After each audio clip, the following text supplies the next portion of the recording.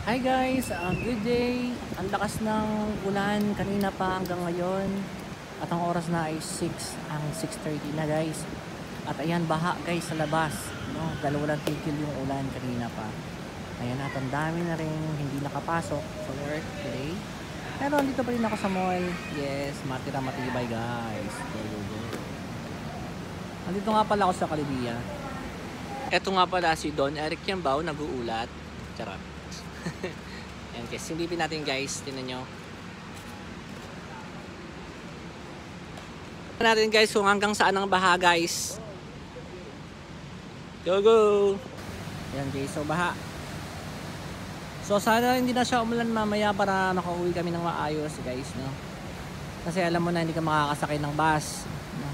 Dapat mamaya punuan yung mga tao. So dito nga pala ako sa Calibia Mall.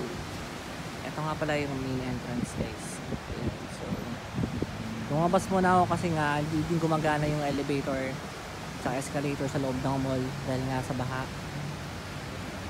Guys, thank you very much. Babayu, babalik na ako sa loob guys. Baka bahain ako eh.